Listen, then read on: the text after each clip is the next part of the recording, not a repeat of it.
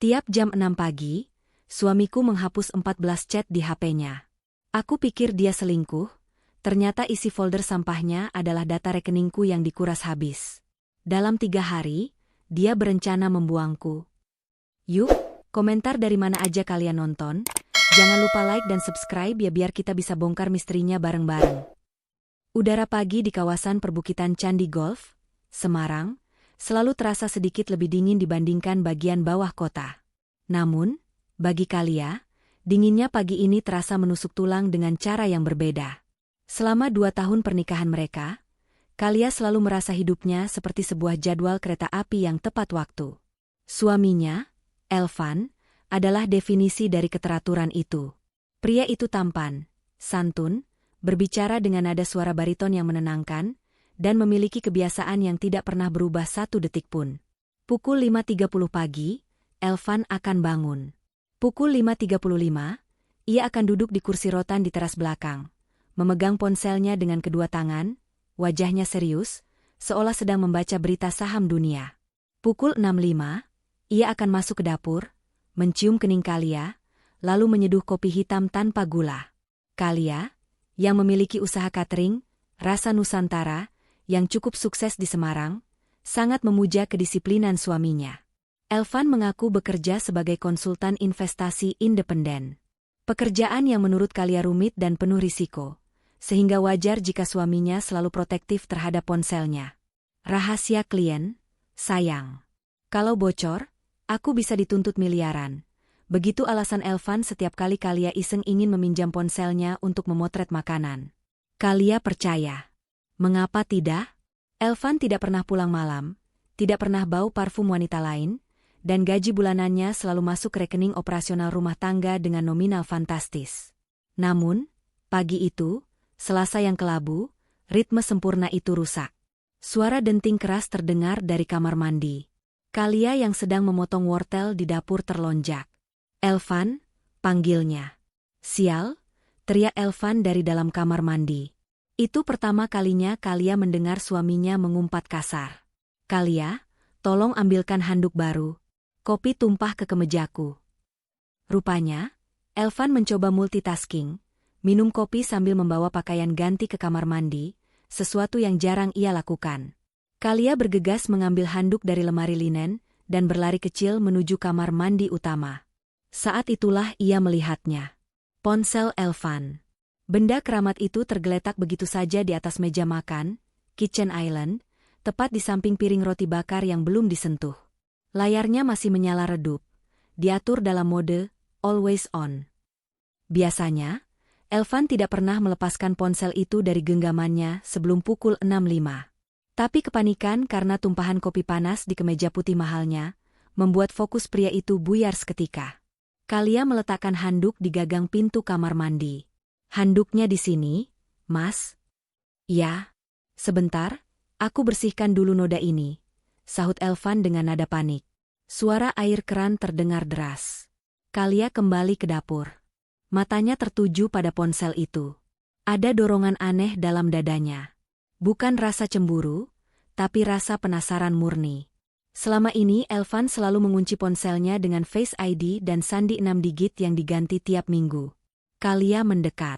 Ia hanya ingin memindahkan ponsel itu agar tidak terkena percikan air cucian piring. Namun, saat jarinya menyentuh layar untuk mematikannya, layar itu justru menyala terang. Ponsel itu tidak terkunci. Kalia terpaku. Jam dinding menunjukkan pukul 6 tepat. Detik demi detik berlalu. Jantung Kalia berdegup kencang tanpa alasan. Dan tepat saat jarum detik menyentuh angka 12, berpindah ke pukul 61, sebuah notifikasi muncul di bagian atas layar. Sebuah notifikasi yang membuat darah Kalia berdesir. Pop-up itu bukan dari WhatsApp, bukan dari Telegram, melainkan dari aplikasi sistem bernama Secure Vault, yang ikonnya berbentuk brankas abu-abu. Pesannya singkat, laporan harian diterima. Sinkronisasi selesai. Sampah telah dibersihkan. Dahi Kalia berkerut. Sampah telah dibersihkan? Tanpa sadar, jemari Kalia bergerak. Ia membuka menu utama. Aplikasi WhatsApp terlihat bersih. Tidak ada chat aneh. Chat teratas adalah dengan Kalia sendiri, disusul grup keluarga, dan beberapa rekan kerja biasa. Tapi insting bisnis Kalia yang terbiasa meneliti pembukuan catering mendadak mengambil alih. Jika notifikasi tadi bilang, sampah dibersihkan, maka tempat pertama yang harus dicek bukanlah kotak masuk, melainkan tong sampah. Dengan tangan gemetar, Kalia membuka folder Recently Deleted, baru saja dihapus, di galeri foto. Kosong. Ia beralih ke WhatsApp, menekan menu setting, lalu masuk ke fitur yang jarang diketahui orang awam, Data and Storage USAGE, lalu mengecek log aktivitas jaringan. Namun Elvan terlalu pintar, semuanya bersih. Kalia hampir menyerah, mengira dirinya paranoid. Namun matanya menangkap aplikasi notes, catatan, bawaan ponsel. Ia membukanya. Di sana ada folder Recently Deleted. Kalia menekannya. Dan di sanalah ia melihatnya. Ada 14 file catatan yang baru saja dihapus secara otomatis 1 menit yang lalu. Waktu penghapusan tertulis, Today, pukul 6 AM. Kalia membuka salah satu file itu secara acak. Isinya bukan puisi cinta untuk wanita lain. Isinya adalah deretan angka. Kalia membekap mulutnya sendiri agar tidak menjerit. Itu adalah rincian saldo rekening Rasa Nusantara, usaha catering milik Kalia, yang diupdate per pagi ini. Lengkap sampai 2 digit desimal terakhir.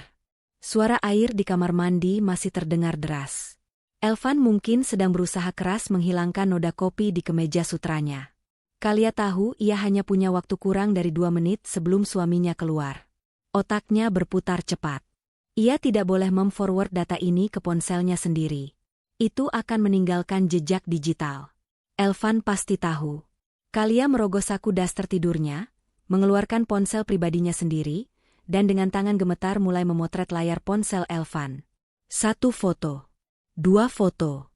File pertama yang ia buka tadi berjudul, Target 01, Aset Liquid. Di dalamnya tertulis, Mandiri, bisnis 450 juta rupiah, aman. BCA, pribadi 125.500.000 rupiah, siap tarik bertahap. Deposito, jatuh tempo 2 hari lagi. Jangan diperpanjang. Arahkan ke reksadana fiktif. Kalia merasa mual. Arahkan ke reksadana fiktif, batinnya menjerit. Baru semalam Elvan dengan manis menyarankan agar Kalia memindahkan depositonya ke instrumen investasi baru yang katanya bunganya lebih tinggi. Elvan bilang itu demi masa depan anak-anak mereka nanti. Ternyata, itu skenario. Kalia keluar dari file itu dan membuka file kedua yang juga baru dihapus jam 6 pagi tadi.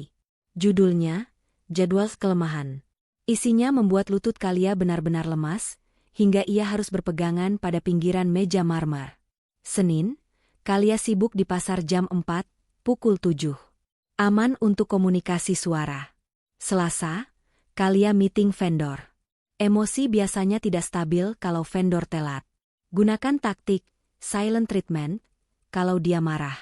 Rabu, jadwal yoga. Puji fisiknya, dia insecure dengan berat badan akhir-akhir ini. Semakin dipuji, semakin mudah minta tanda tangan. Air mata Kalia menggenang, tapi ia menahannya sekuat tenaga. Pujian Elvan minggu lalu yang bilang, sayang, kamu makin langsing, aku bangga punya istri sepertimu. Ternyata bukan cinta. Itu strategi. Itu algoritma untuk memanipulasi emosinya. Kalia terus memotret. File ketiga. Judulnya, Handel Estertain, from Giska. Kalia terhenti. Giska? Nama itu asing. Tidak ada teman atau saudara Elvan yang bernama Giska. Isi pesan di file itu seperti instruksi dari atasan kepada bawahan. Van, laporanmu lambat kemarin. Ingat, sisa waktu target cuma 3 hari. Klien Candi Golf, Kalia, harus sudah bersih asetnya sebelum tanggal 20. Kalau dia ragu tanda tangan surat kuasa, pakai skenario B, buat dia merasa bersalah. Jangan sampai gagal seperti target di Surabaya tahun lalu. Kalia mundur selangkah. Punggungnya menabrak kulkas. Ini bukan perselingkuhan. Ini jauh lebih mengerikan dari sekadar berbagi ranjang dengan wanita lain.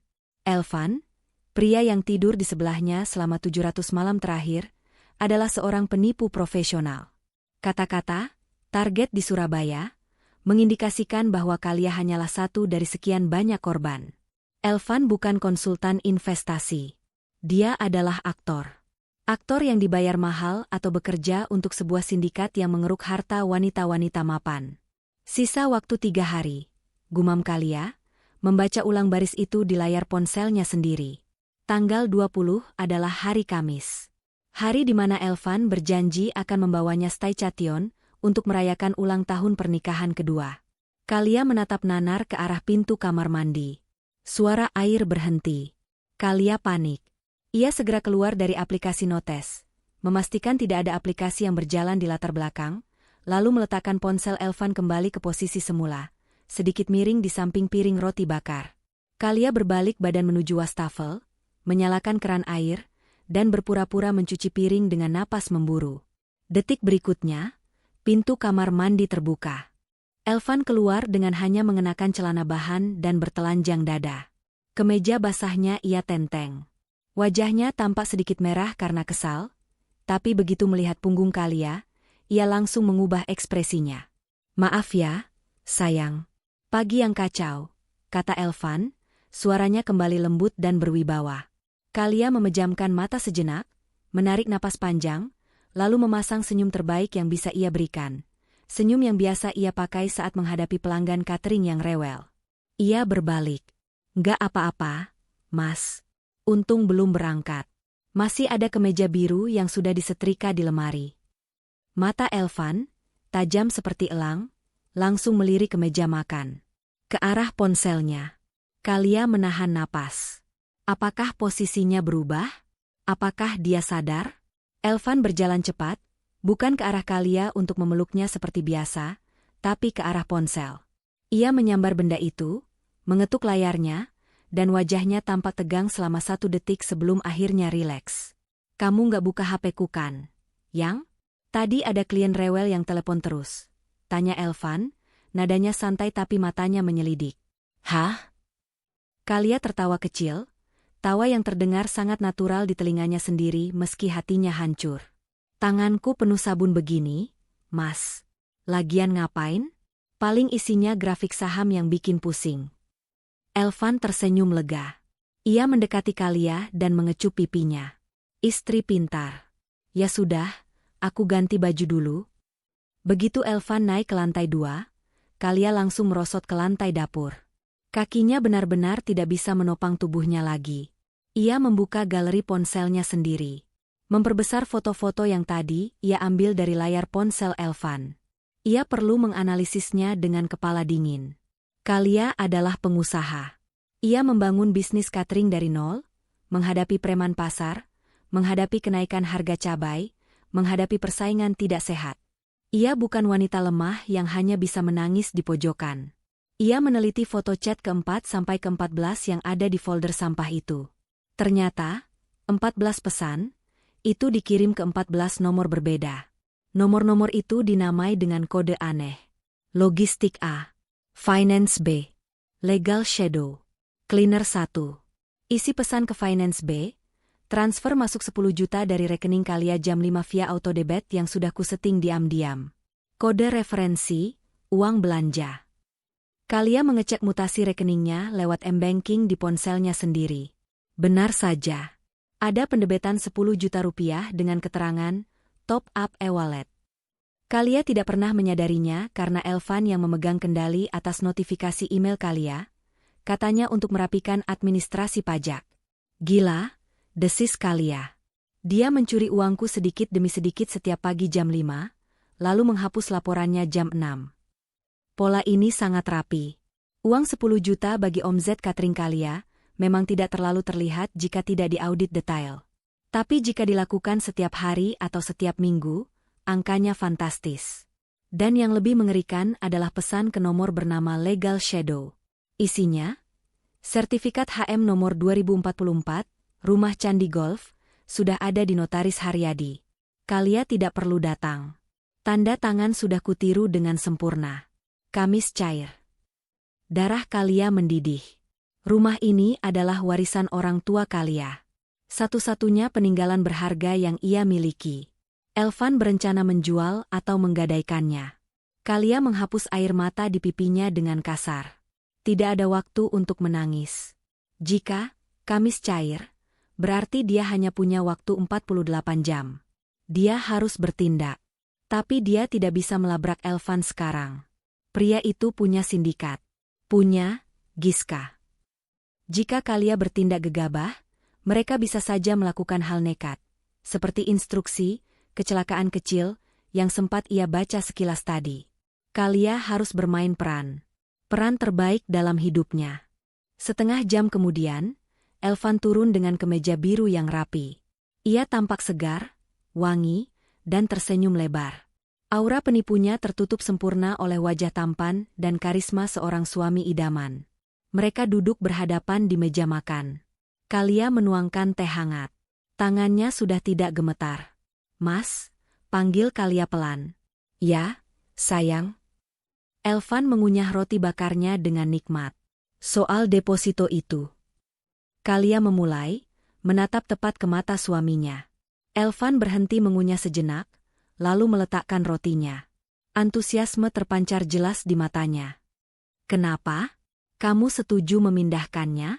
Percaya deh sama aku, reksadana ini lagi performing banget. Bunganya bisa buat kita liburan ke Eropa tahun depan." Kalia tersenyum tipis.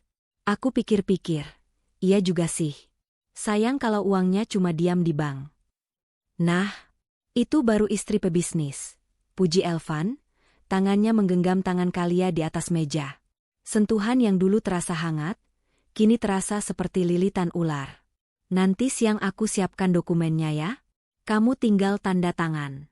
Nggak usah repot ke bank, biar aku yang urus semua." "Boleh," jawab Kalia santai. "Oh ya, Mas. Tadi ibu telepon." "Ibu mertua?" tanya Elvan. Waspada. "Iya. Ibu tanya sertifikat rumah ini. Katanya dia mimpi buruk soal rumah ini. Dia minta aku cek ke brankas." Kalia berbohong. Orang tuanya sudah meninggal, tapi dia biasa menyebut bibinya sebagai ibu. Mata Elvan berkedip 2 kali. Gerakan mikro yang sangat cepat. Tanda orang sedang berpikir keras mencari alibi. "Mimpi apa sih?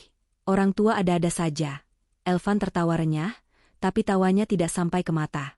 "Sertifikat aman kok di brankas atas. Kuncinya kan kamu yang pegang serepnya." Padahal, kunci serep itu sudah hilang sebulan lalu. Elvan bilang mungkin terselip.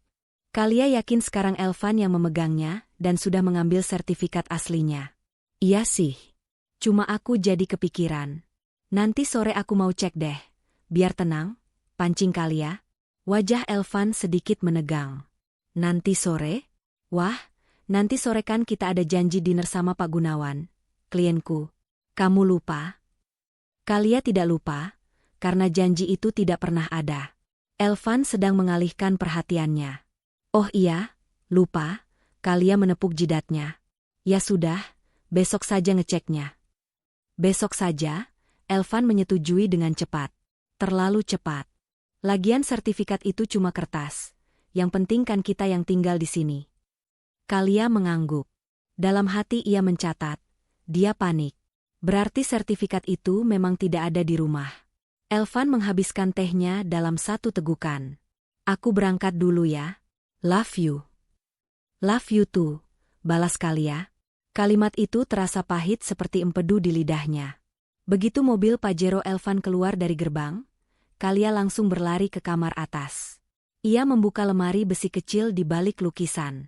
Ia memutar kombinasi angka. Pintu brankas terbuka. Ada map hijau di sana. Kalia membukanya. Ada sertifikat rumah. Kalia bingung. "Loh? Masih ada?" Ia meraba kertas sertifikat itu. Teksturnya halus. Terlalu halus. Kalia membawanya ke dekat jendela, menerawangnya di bawah sinar matahari. Tidak ada hologram Garuda yang berpendar. Ini palsu. Ini sertifikat hasil scan dan print kualitas tinggi. Sertifikat asli sudah tidak ada di tempatnya. Kalia meremas kertas palsu itu. Kakinya lemas lagi, tapi kali ini kemarahannya lebih besar daripada ketakutannya. Elvan tidak hanya ingin mengambil uangnya, dia ingin membuat Kalia menjadi tunawisma di rumahnya sendiri. "Oke, Elvan, bisik Kalia pada ruangan kosong itu. Kamu mau main drama? Kita lihat siapa sutradara yang lebih hebat. Kalia menyambar tas kerjanya. Ia tidak akan pergi ke pasar atau ke dapur catering hari ini. Tujuannya satu, kantor Notaris Haryadi, nama yang disebut dalam chat legal Shadow. Kantor Notaris Haryadi terletak di sebuah ruko tua di Jalan Pemuda. Bukan kantor notaris elit, melainkan tipe kantor yang terlihat sibuk dan berantakan dengan tumpukan berkas di mana-mana. Kalia masuk dengan kacamata hitam besar menutupi mata sembabnya. Resepsionis menyapanya ramah. Saya mau bertemu Pak Haryadi. Saya Kalia, istri Pak Elvan. Katanya ada berkas rumah candi golf yang kurang tanda tangan saya. Kalia langsung menembak dengan teknik bluffing. Resepsionis itu mengecek komputer. Oh, Bu Kalia. Iya, Pak Elvan bilang ibu yang akan datang tanda tangan susulan karena kemarin ibu sakit. Sakit? Kalia tersenyum sinis dalam hati. Iya, kemarin saya agak pusing. Jadi berkasnya sudah siap? Sudah, Bu. Sudah diproses AJB, akta jual beli-nya. Pembelinya dari Jakarta, PT Giska Propertindo. Tinggal tanda tangan ibu di lembar persetujuan istri. Nama itu lagi, Giska. Jadi Giska bukan hanya handler atau atasan Elvan, tapi dia juga entitas yang akan menampung aset-aset curian ini. Mereka menggunakan perusahaan cangkang. Bisa saya lihat berkasnya dulu sebelum tanda tangan? Pinta Kalia. Tentu, silakan masuk ke ruangan Pak Haryadi. Di dalam ruangan, Pak Haryadi, pria paruhbaya yang tampak lelah, menyodorkan map merah. Kalia membukanya. Di sana, di halaman pertama, tertera jelas, surat kuasa menjual. Dan di bagian bawah, di atas meterai 10.000, ada tanda tangan Kalia. Tanda tangan itu sangat mirip. Lengkungannya, tarikannya, tekanannya. Jika Kalia tidak sadar bahwa ia tidak pernah menandatanganinya, ia mungkin akan mengira itu tanda tangannya sendiri. Elvan pasti sudah berlatih berbulan-bulan meniru tanda tangannya dari cek atau dokumen catering. Hebat sekali, gumam Kalia pelan. Kenapa, Bu? Tanya Pak Haryadi. Oh, tidak. Ini tanda tangan saya bagus sekali di sini, jawab Kalia datar. Pak, boleh saya minta fotokopi berkas ini? Saya mau pelajari sebentar di rumah sebelum saya tanda tangan yang asli. Biasa, pesan almarhum ayah, harus teliti. Pak Haryadi tampak ragu. Tapi Pak Elvan pesan agar segera diselesaikan hari ini, Bu. Dananya mau cair besok lusa. Pak Haryadi, Kalia menurunkan kacamata hitamnya, menatap tajam mata notaris itu. Tatapan seorang pengusaha yang biasa memimpin puluhan karyawan. Ini rumah warisan keluarga saya. Saya yang punya hak.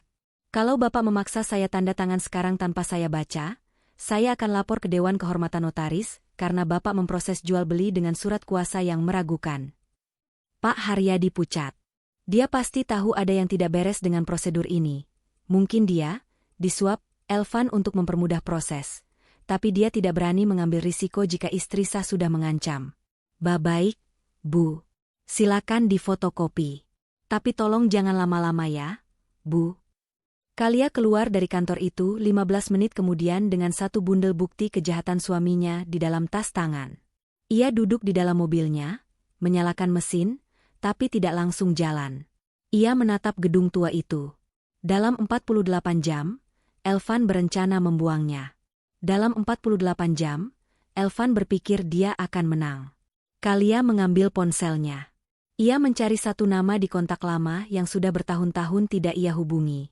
Nama seorang teman SMA yang dulu pernah naksir padanya, yang sekarang menjadi konsultan keamanan cyber di Jakarta. Raka. Kalia mengetik pesan. Raka, aku butuh bantuan. Ini soal hidup dan mati. Bisa ketemu di Semarang hari ini? Ia menekan send. Perang baru saja dimulai. Dan Kalia bersumpah, ia tidak akan menjadi korban yang menangis. Ia akan menjadi badai yang tidak pernah diperhitungkan oleh Elvan maupun Giska. Raka datang dengan kereta Argo Muria yang tiba di stasiun Tawang sore itu juga. Pria berkacamata dengan kemeja flanel kotak-kotak itu tidak banyak berubah sejak masa SMA, kecuali kerutan di dahinya yang makin tegas.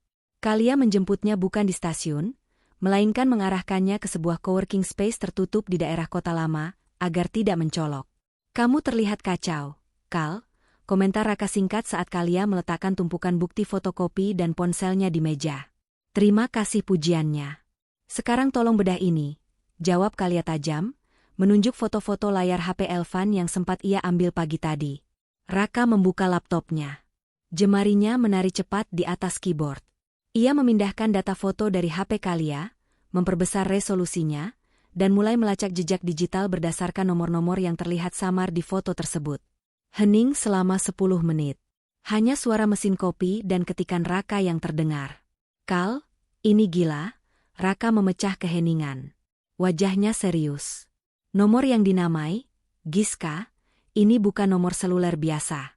Ini nomor VoIP, Voice over IP, yang servernya di routing lewat luar negeri, kemungkinan Kamboja atau Filipina. Tapi jejak keuangannya lokal. Artinya Elvan bukan selingkuh dengan tetangga sebelah. Dia bekerja untuk organisasi. Giska itu kemungkinan besar adalah handler atau manajer kasusnya. Jelas Raka. Ia memutar laptopnya ke arah Kalia. Di layar, Raka menampilkan sebuah forum diskusi tertutup di dark web yang berhasil ia akses. Ada sebuah thread tentang lowongan aktor romansa, komisi tinggi. Mereka menyebut diri mereka sindikat cinta. Modusnya disebut pick butchering scam, atau di Indonesia dikenal sebagai jagal babi. Tapi bedanya, Elvan ini versi premium. Dia tidak main online. Dia diterjunkan langsung ke lapangan. Menikahi target, membangun kepercayaan bertahun-tahun, lalu Raka membuat gerakan memotong leher dengan tangannya. Lalu menguras habis dan menghilang. Sambung Kalia lirih. Jadi pernikahan kami, cuma proyek jangka panjang. Dan melihat pesan, sisa waktu 3 hari, berarti masa panen sudah tiba. Mereka mau menyembelih asetmu sekarang. Kalia merasa mual. Kenangan 2 tahun lalu berputar. Pertemuan tidak sengaja di pameran catering, Elvan yang begitu gigih mengejarnya, melamarnya dengan romantis di pantai. Semua itu naskah. Semua itu palsu. Bisa kita lacak mereka? Tanya Kalia, matanya kini tidak lagi basah, tapi berkilat marah. Aku butuh akses fisik ke HP Elvan lebih lama. Atau? Raka tersenyum licik, kita jebak dia biar dia sendiri yang kasih aksesnya. Kamu bilang dia pakai wifi rumah. Kalia mengangguk. Bagus. Malam ini aku akan kirim malware lewat jaringan wifi rumahmu. Begitu HP Elvan terhubung ke wifi, aku bisa menyalin isi cloudnya tanpa dia sadar. Malam itu, suasana di rumah Candi Golf terasa mencekam bagi Kalia, meski di permukaan tampak normal. Elvan pulang jam 8 malam, membawa martabak manis kesukaan Kalia. Maaf ya telat, tadi macet di Jatingaleh, kata Elvan sambil mencium pipi Kalia. Kalia menahan napas agar tidak mundur. Nggak apa-apa, Mas. Mandi gih, aku siapkan makan malam. Begitu Elvan masuk kamar mandi, Kalia mengirim pesan kode ke Raka, target connected. Di tempat persembunyiannya, Raka mulai bekerja. Sistem keamanan HP Elvan canggih, tapi Elvan melakukan kesalahan fatal. Dia tidak pernah mematikan fitur autosync saat terhubung wifi rumah karena merasa aman. 1 jam kemudian, saat Kalia sedang pura-pura menonton TV di ruang tengah sementara Elvan sibuk dengan laptopnya, katanya sedang memantau pasar saham Eropa, ponsel Kalia bergetar.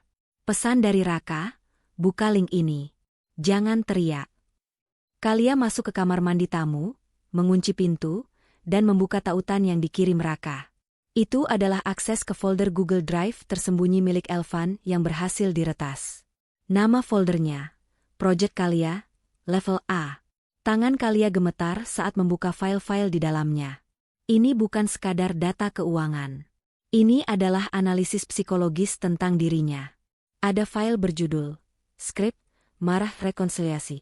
Isinya, jika Kalia marah soal waktu, pasang wajah lelah, sebutkan, aku kerja keras buat masa depan kita, lalu peluk dari belakang. Rasio keberhasilan, 90%.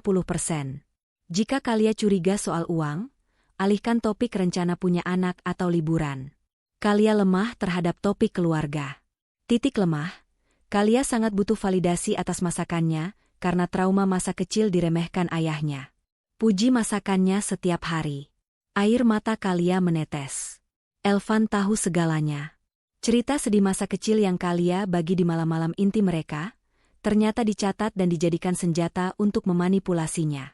Ada juga folder foto-foto Kalia yang diambil diam-diam. Foto saat tidur, saat memasak, bahkan foto tanda tangan Kalia dalam berbagai sudut untuk latihan pemalsuan. Bangsat, desis Kalia. Kamu bukan manusia, Elvan. Kamu monster berwajah malaikat. Kalia menghapus air matanya, membasuh wajah, dan menatap cermin. Wanita lemah yang butuh validasi itu sudah mati malam ini. Yang tersisa adalah Kalia si pemilik bisnis yang tidak akan membiarkan asetnya dicuri 1 rupiah pun. Keesokan harinya, Rabu pagi. Rutinitas berulang. Pukul 5.30 Elvan bangun. Pukul 6 dia menghapus chat. Kalia pura-pura masih tidur, padahal matanya sedikit terbuka mengawasi punggung suaminya.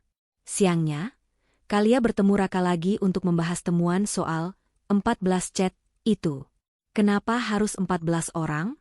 Kenapa tidak transfer langsung ke satu rekening? Tanya Kalia. Raka menunjukkan diagram di laptopnya. Ini namanya teknik smurfing atau pemecahan dana.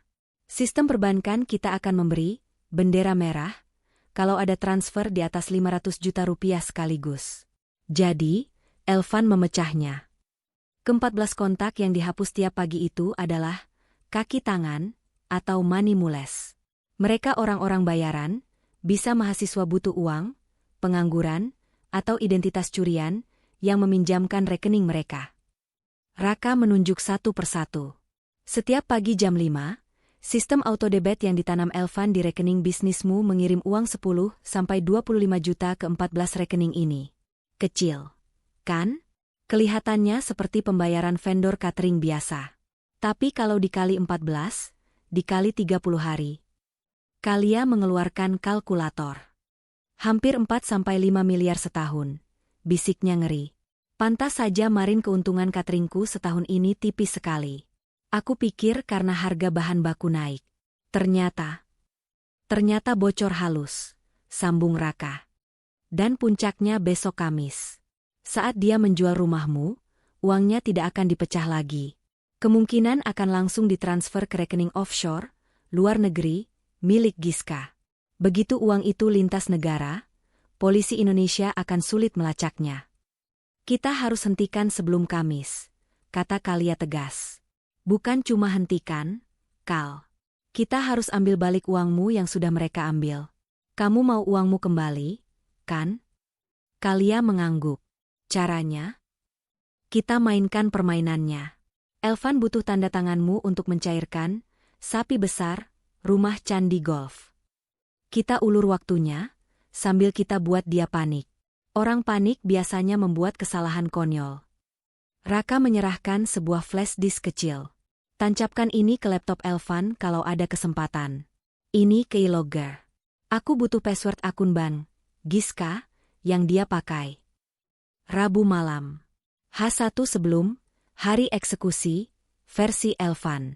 Suasana makan malam terasa lebih tegang dari biasanya. Elvan berkali-kali melirik jam tangannya. Dia butuh tanda tangan asli Kalia malam ini juga agar besok pagi notaris bisa memproses pencairan dana dari pembeli, perusahaan Giska. Setelah makan, Elvan mengeluarkan sebuah map biru. Ini dokumen asuransi pendidikan yang aku bilang kemarin. Ternyata agennya minta harus malam ini dikirim scan-nya biar preminya nggak naik bulan depan. Kata Elvan dengan senyum manis yang kini terlihat menjijikan di mata Kalia. Kalia menerima map itu. Ia tahu, di balik halaman depan yang bertuliskan, proposal asuransi, halaman keduanya adalah surat pelepasan hak kepemilikan rumah. Teknik klasik, menyembunyikan dokumen penting di antara tumpukan kertas tidak penting. Kalia mengambil pena. Tangan Elvan terlihat mengepal di atas meja, menahan antisipasi. Di sini ya tanda tangannya? Tanya Kalia, mendekatkan pena ke kertas. Iya, di situ. Tekan yang kuat ya, biar tembus kerangkap di bawahnya, ujar Elvan, suaranya sedikit bergetar. Kalia tersenyum. Tangannya bergerak, tapi bukan untuk tanda tangan.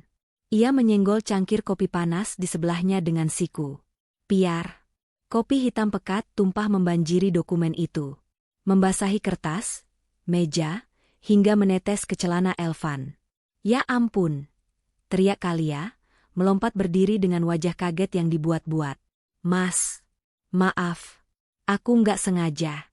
"Aduh, panas nggak?" Wajah Elvan memerah padam. Urat lehernya menonjol. Selama 2 detik, Topeng, suami penyabarnya runtuh. Matanya melotot penuh amarah murni. "Kamu bodoh ya?" bentak Elvan keras. Hening. Kalia terdiam, pura-pura syok. "Mas, kamu bentak aku." Elvan sadar dia kelepasan. Dia segera menarik napas panjang, mengusap wajahnya kasar, dan memaksakan senyum lagi, meski kali ini terlihat sangat kaku dan menakutkan. Maaf, sayang. Aku kaget karena panas kena kakiku. Aku nggak bermaksud bentak. Cuma itu dokumen penting, susah urusnya kalau rusak." "Maaf ya, Mas. Aku ambilkan lab dulu."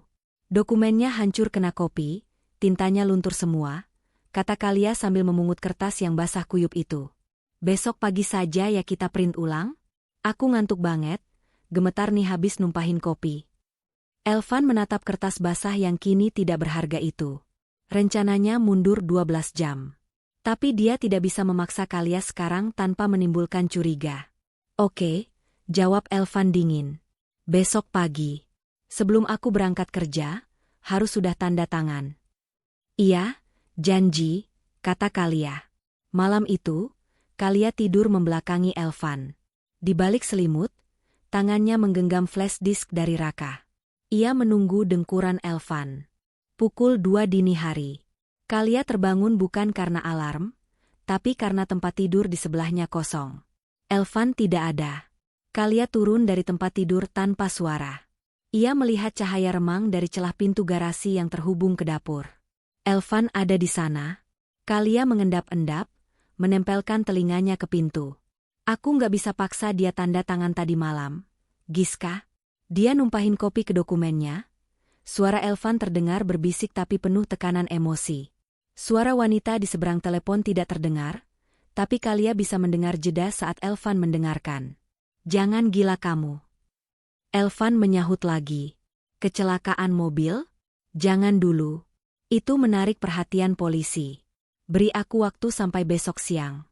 Kalau dia belum tanda tangan sampai jam 12 siang, terserah kalian mau apakan toko cateringnya. Bakar saja gudangnya biar dia butuh uang cepat. Nanti aku masuk sebagai pahlawan yang menawarkan jual rumah." Kalia menutup mulutnya dengan kedua tangan. Lututnya benar-benar lemas kali ini. Mereka berencana membakar gudang cateringnya jika Kalia menolak tanda tangan besok. Ini bukan lagi soal penipuan. Ini teror kriminal. "Oke. Besok jam 12. Kalau gagal, kita pakai cara keras." Pungkas Elvan, lalu mematikan telepon. Kalia bergegas kembali ke kamar, jantungnya berpacu secepat lari sprint. Ia melompat ke kasur, menarik selimut, dan pura-pura tidur tepat saat langkah kaki Elvan terdengar menaiki tangga. Elvan masuk ke kamar, berdiri di samping tempat tidur, menatap Kalia yang memejamkan mata. Kalia bisa merasakan tatapan dingin suaminya. "Maafkan aku, Kal," bisik Elvan pelan, sangat pelan. "Bisnis adalah bisnis." Lalu Elvan berbaring dan langsung tertidur pulas, seolah tidak baru saja merencanakan pembakaran aset istrinya. Kalia membuka matanya dalam kegelapan. Rasa takutnya hilang. Berganti dengan nekat. Dia mengambil ponselnya di bawah bantal, mengetik pesan ke Raka, "Mereka mau main kasar. Besok deadline jam 12 siang. Kita majukan rencana. Aktifkan umpan warisan, besok pagi jam 7. Kalia tidak akan menunggu diserang. Besok pagi, saat Elvan bangun untuk menghapus 14 pesannya, Kalia akan memberinya kejutan yang jauh lebih besar daripada sekadar kopi tumpah. Kamis pagi. Hari eksekusi yang ditentukan Elvan. Pukul 6. Elvan terbangun. Rutinitasnya tidak berubah, tangannya meraba nakas mencari ponsel untuk menghapus 14 pesan dari mani mulainya. Namun, belum sempat jempolnya menyentuh layar, Jeritan histeris Kalia memecah keheningan kamar. Mas? Ya Tuhan, Mas? Elvan terlonjak, hampir melempar ponselnya. Jantungnya berhenti sejenak. Mengira Kalia tahu rencananya atau ada polisi di depan pintu. Ada apa? Kenapa teriak? Elvan bertanya dengan napas memburu, tangannya waspada di balik bantal, tempat ia menyimpan pisau lipat untuk berjaga-jaga. Kalia melompat-lompat di atas kasur seperti anak kecil, memegang ponselnya sendiri dengan wajah basah oleh air mata bahagia yang sudah ia latih di depan cermin kamar mandi selama 15 menit sebelumnya. Baca ini, email dari Pengadilan Agama di Palangkaraya. Om Suryo, ingat cerita almarhum Papa soal Om Suryo yang hilang kontak 20 tahun lalu karena jadi transmigran? Elvan mengernyit. Dia ingat data itu. Di file background cek keluarga Kalia, memang tercatat ada paman jauh yang hilang kontak. Iya, kenapa? Dia meninggal bulan lalu, Mas. Dia nggak punya anak dan istri. Dan ya Tuhan, pengacara negara baru saja melacak ahli waris sahnya. Cuma aku.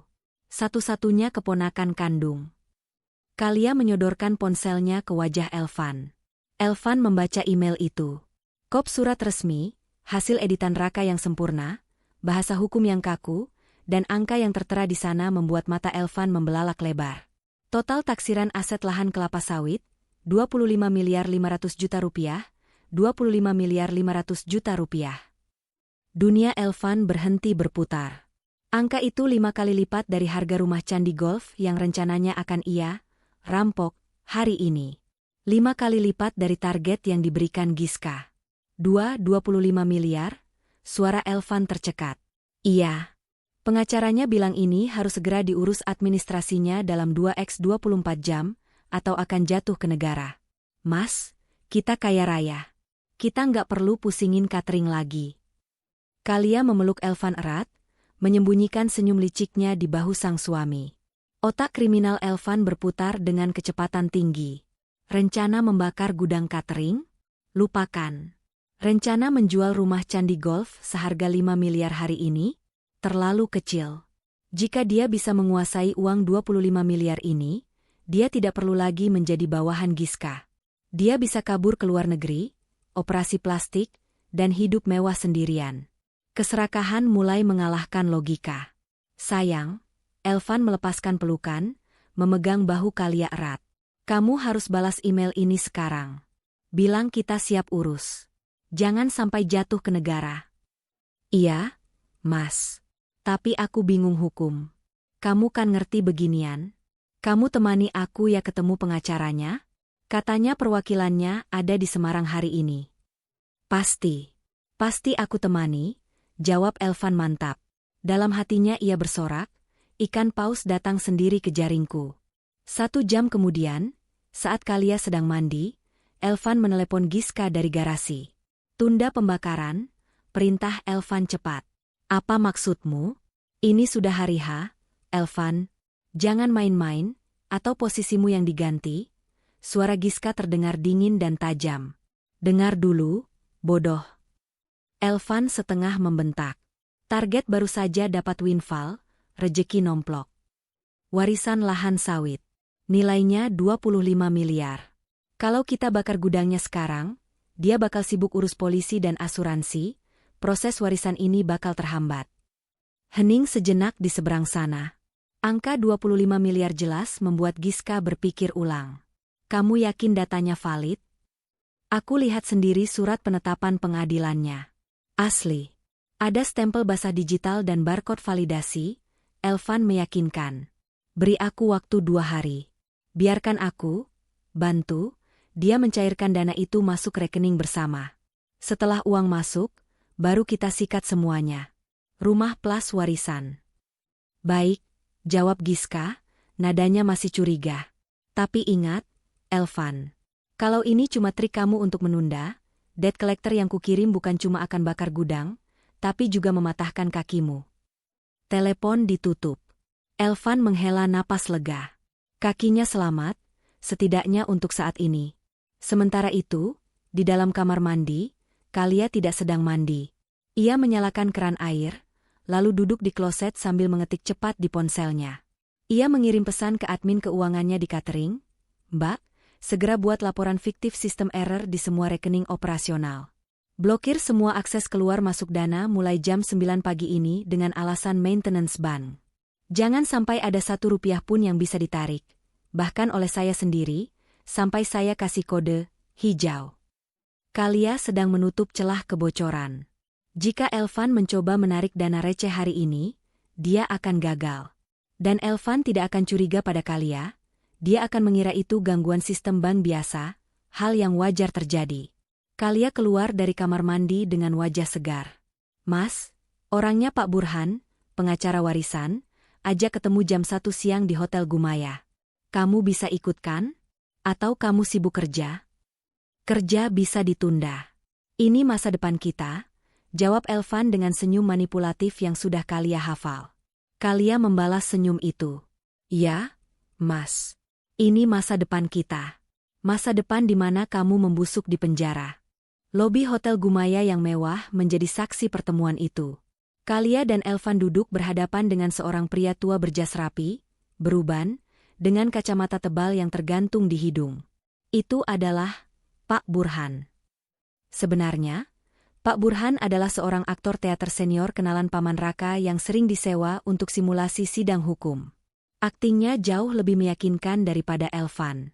Pak Burhan membuka map tebal berisi dokumen-dokumen tua yang terlihat sangat meyakinkan. Kertasnya dibuat agak kuning, berbau apek khas arsip lama.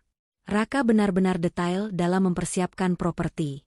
"Jadi begini, Bu Kalia, Pak Elvan," suara Pak Burhan berat dan berwibawa. "Secara hukum waris, aset ini sudah 100% milik Ibu Kalia. Tapi, karena aset ini berupa HGU, hak guna usaha, perkebunan yang sempat vakum, ada tunggakan pajak daerah dan biaya administrasi balik nama yang harus diselesaikan di muka." Elvan, yang merasa dirinya ahli keuangan, langsung menyela. "Berapa nilainya, Pak? Dan apakah bisa dipotong langsung dari nilai warisan nanti?" Pak Burhan tertawa kecil, tawa yang meremehkan. "Anak muda, ini aset pemerintah. Tidak ada sistem potong belakang. Pajak harus masuk dulu ke kas negara, baru surat pelepasan hak diterbitkan. Itu prosedurnya." "Berapa?" tanya Kalia, berpura-pura cemas. "Total BPHTB dan biaya administrasi pengadilan adalah Rp550 juta. Harus disetor tunai atau transfer ke rekening penampungan notaris rekanan negara hari ini juga.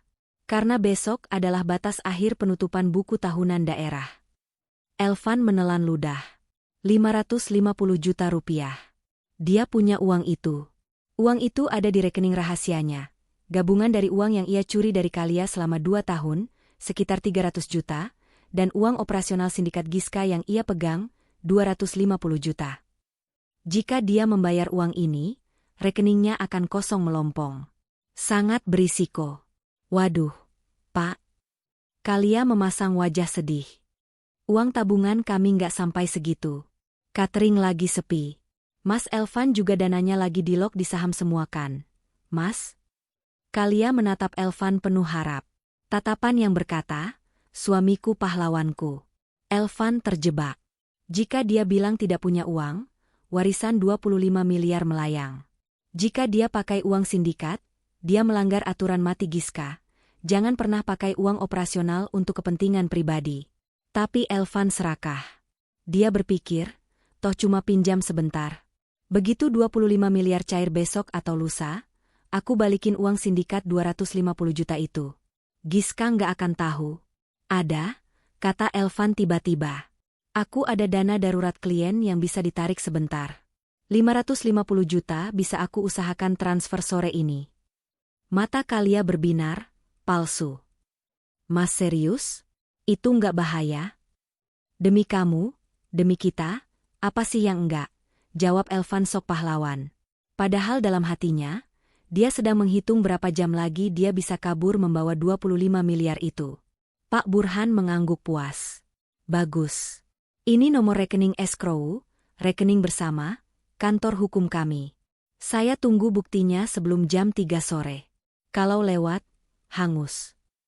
Begitu keluar dari hotel, Elvan pamit dengan alasan harus ke bank untuk mengurus pencairan dana. Kalia pulang ke rumah dengan taksi online.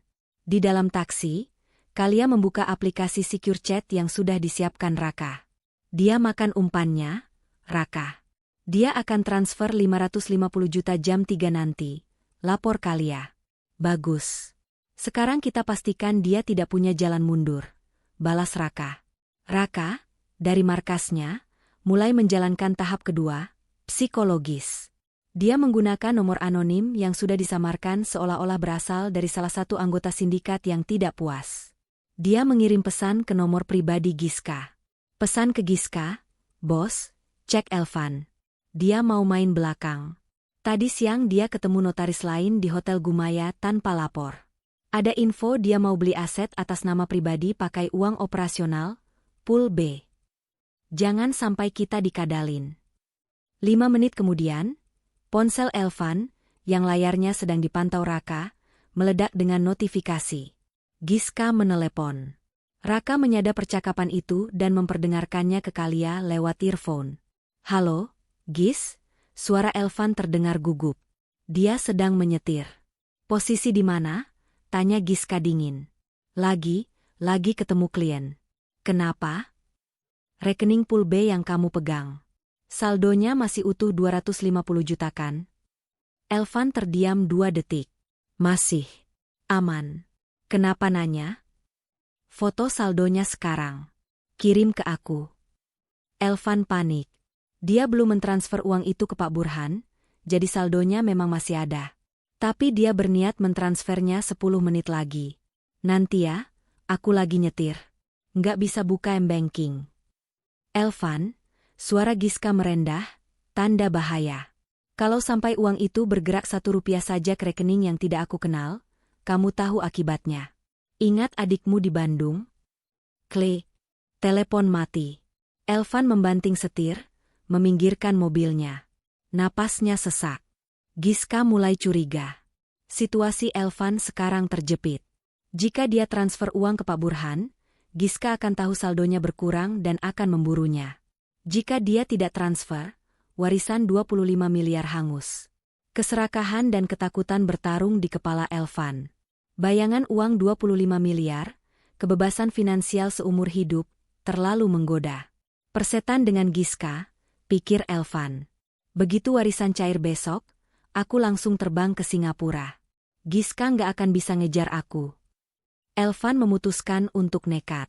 Dia akan mentransfer uang itu, lalu memalsukan laporan mutasi bank, screenshot palsu, untuk dikirim ke Giska sebagai penenang sementara.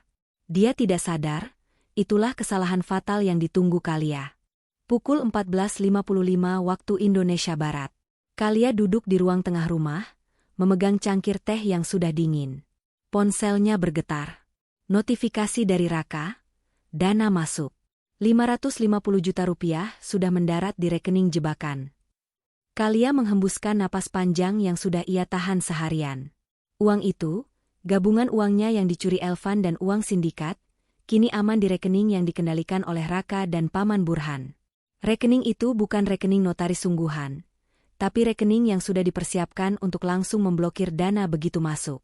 Detik berikutnya, Kalia mengirim sinyal ke Raka, aktifkan bom waktu. Raka segera memblokir akses Elvan ke sistem Secure Vault, aplikasi chat rahasia sindikat. Elvan tiba-tiba buta informasi. Di mobilnya, Elvan tersenyum puas melihat bukti transfer berhasil. Selesai, gumamnya. Tinggal tunggu besok. Ia lalu mencoba membuka aplikasi edit foto untuk membuat screenshot saldo palsu buat Giska. Tapi tiba-tiba, HP-nya mati total. Loh? Kok mati? Baterai masih 40%, Elvan menepuk-nepuk HP-nya. Ia mencoba menyalakannya lagi. Logo booting muncul, tapi hanya berputar-putar. Bootloop. Raka baru saja mengirim perintah remote WP, penghapusan jarak jauh, ke sistem operasi HP Elvan lewat celah keamanan yang ia tanam kemarin. Elvan panik setengah mati. Di HP itu ada semua data. Bukti transfer, kontak Giska, akses ke rekening bank lain. Semuanya hilang. Dia bergegas menyalakan mobil, memacu kendaraan pulang ke rumah Candi Golf. Dia harus menggunakan laptop untuk mengakses semuanya. Tapi dia tidak tahu, di rumah, Kalia sudah tidak sendirian. Kalia berdiri di dekat jendela, melihat mobil Pajero Elvan masuk ke pekarangan dengan kecepatan tinggi, hampir menabrak pagar. "Selamat datang di neraka, sayang," bisik Kalia. Di belakang Kalia, dua orang pria berbadan tegap dengan seragam debt collector duduk santai di sofa ruang tamu. Bukan, mereka bukan suruhan Giska. Mereka adalah orang bayaran Kalia yang disewa untuk berpura-pura menjadi suruhan Giska. Permainan psikologis mencapai puncaknya. Elvan akan mengira Giska sudah tahu dia menggelapkan uang dan mengirim eksekutor.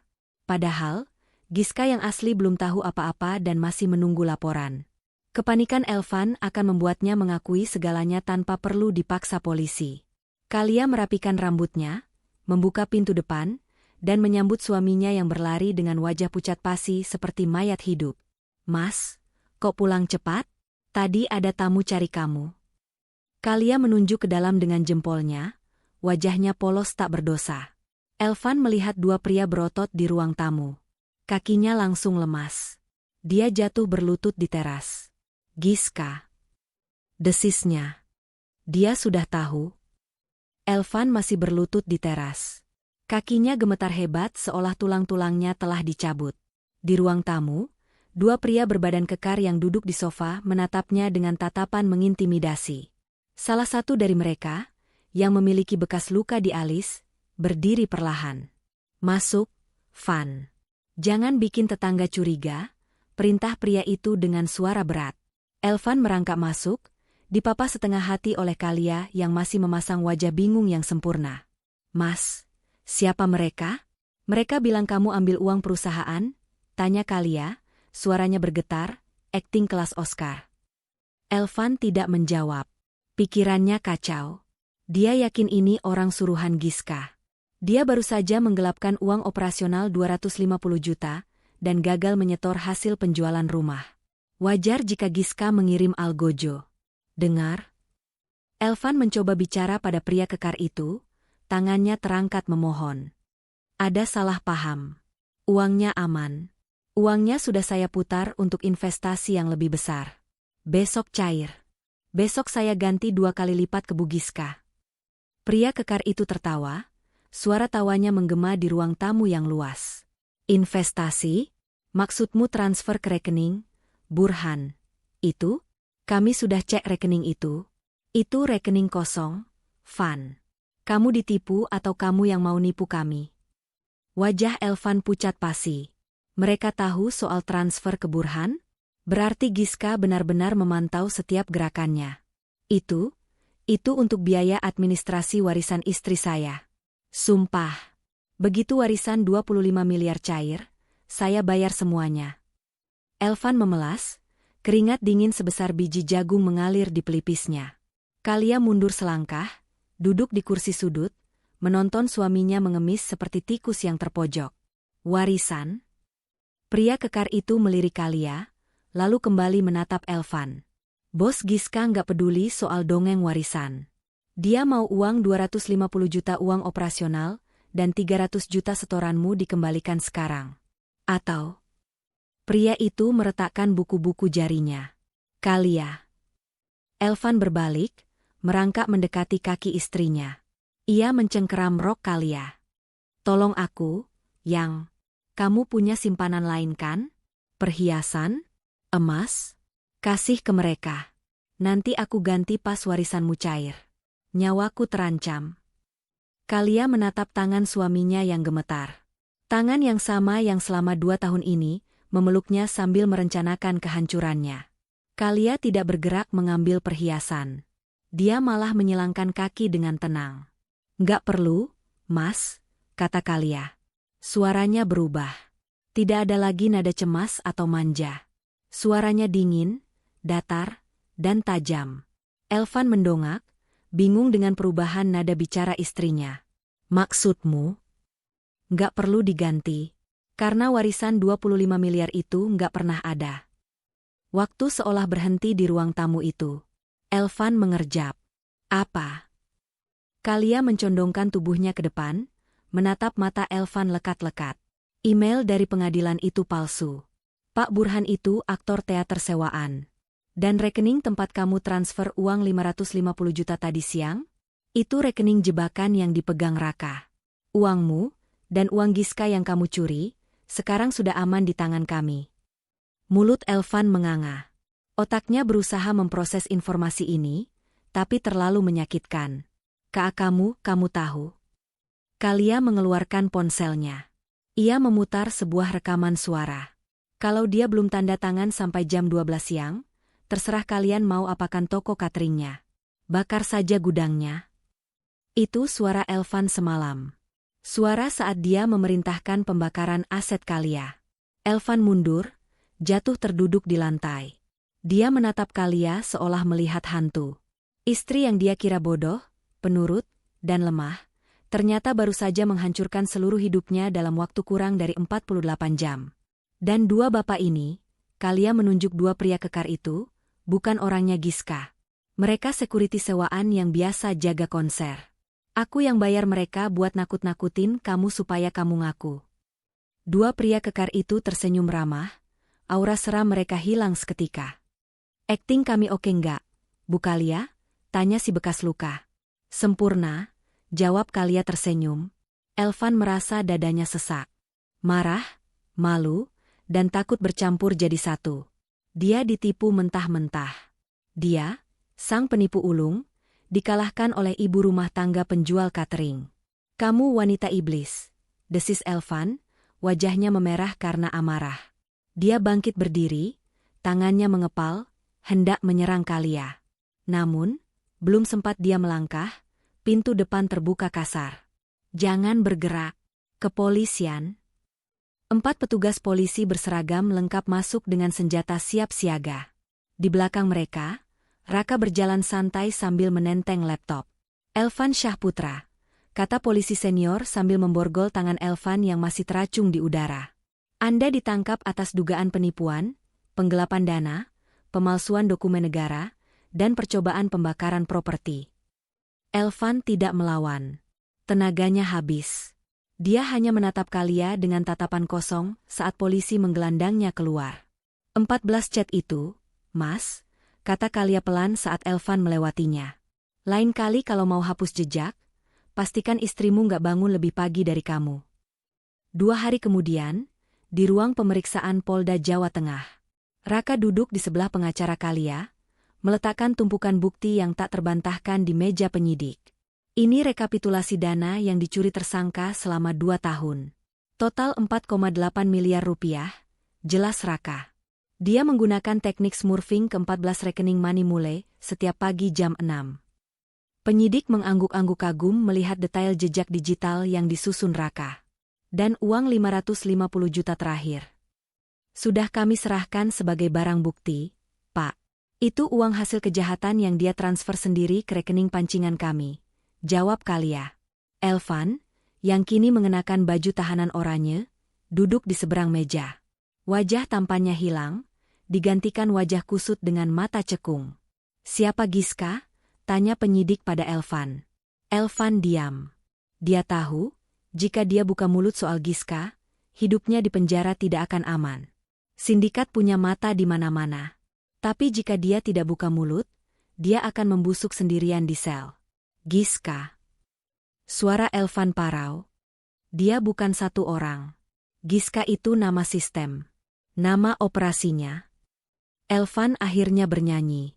Dia membocorkan lokasi server, beberapa nama kurir uang, dan modus operandi sindikat tersebut. Dia berharap mendapat keringanan hukuman. Sementara itu, Kalia mendengarkan dari balik kaca satu arah. Dia tidak merasakan kepuasan yang meledak-ledak. Hanya rasa lega yang luar biasa. Seperti mengangkat batu besar yang selama ini menindih dadanya. Rekeningmu sudah bersih, Kal, kata Raka yang berdiri di sebelahnya. Ban sudah setuju mengembalikan sebagian besar dana yang dicuri karena terbukti ada fraud sistematis, dan sisa aset Elvan yang kami sita, mobil dan jam tangan mewah, cukup untuk menutupi kekurangannya. Makasih, Rak. Kamu penyelamatku, kata Kalia tulus. Bukan aku. Kamu yang menyelamatkan dirimu sendiri. Aku cuma tukang ketik. Raka tersenyum. Berita penangkapan Elvan menjadi viral lokal di Semarang. Suami sempurna ternyata penipu sindikat cinta. Bisnis catering Kalia sempat heboh, tapi Kalia dengan cerdas memanfaatkannya. Dia membuat rebranding, Rasa Nusantara, catering wanita tangguh. Pesanan justru membludak karena simpati dan kekaguman masyarakat. Di sisi lain, pengakuan Elvan memicu penggerebekan besar-besaran. Markas operasional sindikat di sebuah ruko di Jakarta Barat digerebek polisi siber. Puluhan operator ditangkap. Namun, sosok Giska, yang asli, sang otak di balik layar, tidak ditemukan. Dia menghilang begitu Elvan tertangkap, memutus semua jalur komunikasi. Di penjara, Elvan menerima paket tanpa nama. Isinya hanya selembar foto. Foto dirinya yang sedang tidur di sel, diambil dari sudut CCTV penjara.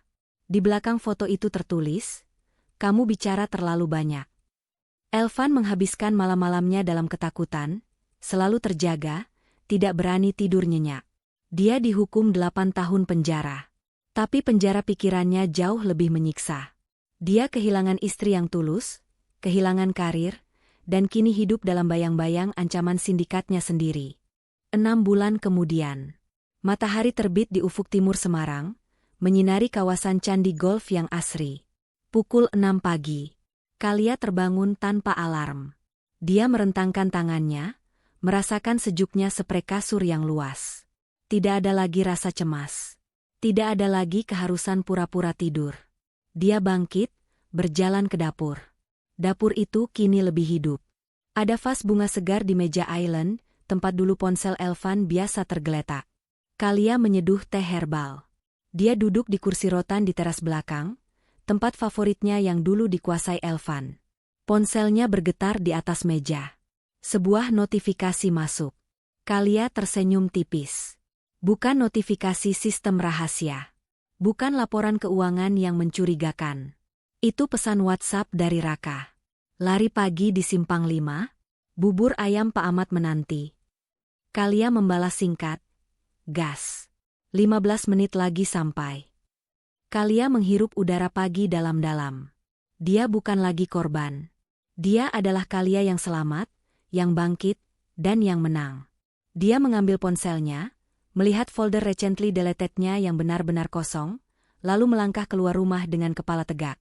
Hidupnya baru saja dimulai kembali, dan kali ini, dia yang memegang kendali penuh atas setiap detiknya.